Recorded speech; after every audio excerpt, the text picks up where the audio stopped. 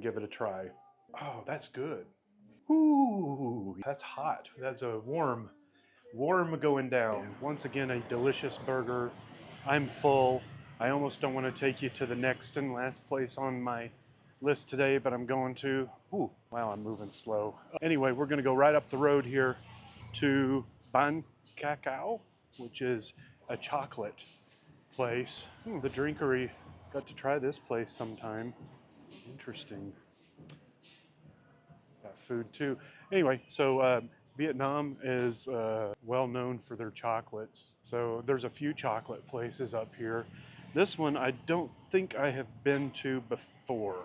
Hey guys, I decided that I needed to put a little aside here and give you a little bit of information about chocolate in Vietnam.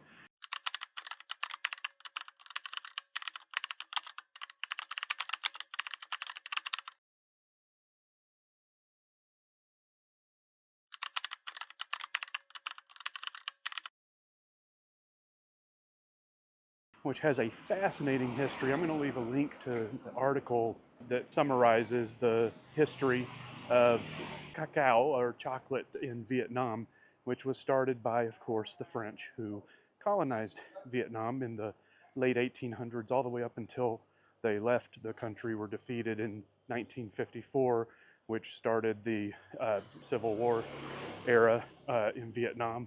But they introduced cocoa, I will just say cocoa, in Vietnam, and it never really took off. It was more for them, for their desires, and never took off with the locals. Not even sure how much it was offered to the locals. And then when they left during the wars, a lot of the plantations, a lot of the trees got destroyed, like everything else. They tried to revive it a few times. Like I said, it's very fascinating history, but the real crux is that it's really taken off in the last 10 years especially, has really blossomed and developed sustainably, where there's a lot of investments in relationships with the farmers, and the quality of the beans is second to none. And so a lot of this sustainability is Vietnamese people are starting to take a hold of it for specialty items and higher end artisan type of stuff, and even ditching some of the cheaper type of world chocolates. Now, Vietnam chocolate, there are some famous chocolatiers that are famous globally, right, with their beans that come out of Vietnam. But a lot of this new stuff is coming from Vietnam, and Vietnam is a perfect place to grow. So it grows alongside coffee beans and durian and longan and a lot of the fruits and other things that they grow here.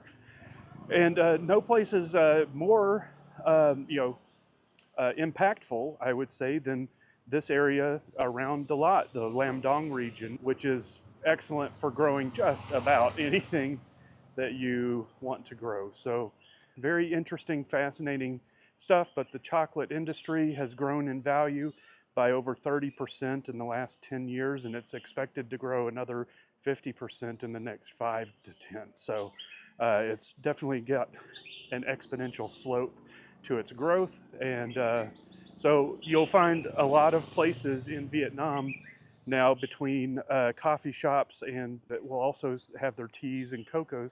So many of their coffee shops, everything there is grown and developed, harvested in Vietnam locally. So perfect farm to table sphere. So, and then also, Dalat in particular, city of lovers. There's so much French influence, and when it's mixed in with the local culture, what makes this place so special. So anyway, when you do take a trip out here, make sure you don't just settle on coffee or the mainstays, the banh mi, the pho, all the great foods.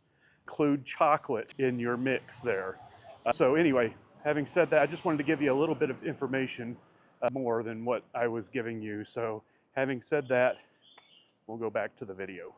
So there's a few chocolate places up here. This one I don't think I have been to before, and that's one of the reasons I want to try it. Oh, man, every time I pass by this place, I'm like, I want to go in because the curb appeal is awesome, right? Golly, you guys remind me to come in this place. Yeah, got to try it. The classic pub, view coming soon. one of the older buildings in downtown Dalat. That's this guy right here. Beautiful street here. This is a popular street, but man, it's just lined with incredible places to try. Here we have spa and coffee. Focus.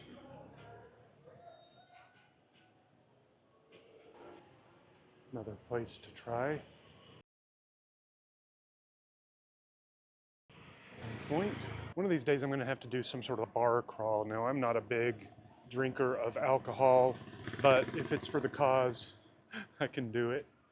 This is a popular chain. TRUONG, I think is how you say it. Saw it for the first time at the Ho Chi Minh airport when I was switching planes. For the very first time on my way in. Ban. Oh yeah, this is it down here. So I'm gonna head down here. Golly, I wish I can remember if I've been to this place or not. Doesn't matter, the place I went was pretty incredible, so we'll get it on video.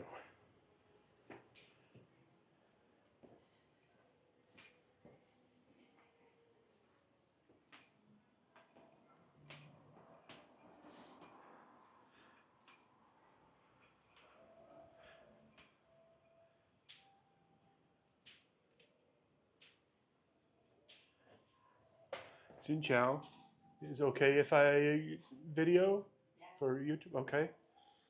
Oh, smells so good.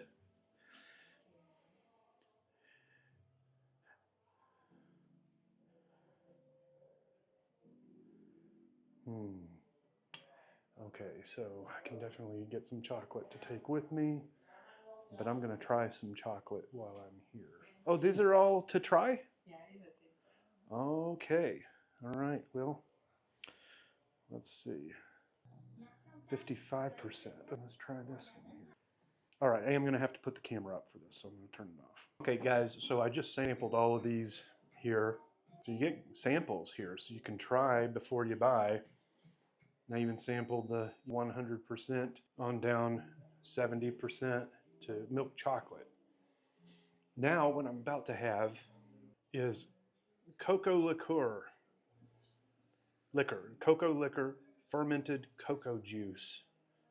I never even knew this existed, and it's 30%. I'm gonna give it a try. Oh, that's good. Ooh, that's hot. That's a warm going down. All right, well, let's see.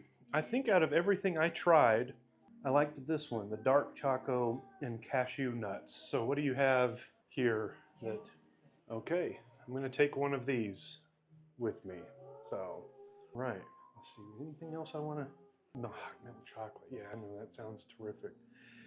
I go to cafes for a living, so I don't need to take that home with me. I drink too much. I will get this real quick.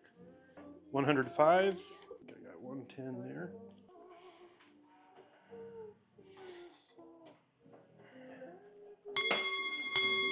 All right, thank you very much. Okay guys, that was delicious, very good experience. So this is the place, Ban CACAO, Vietnamese chocolate maker.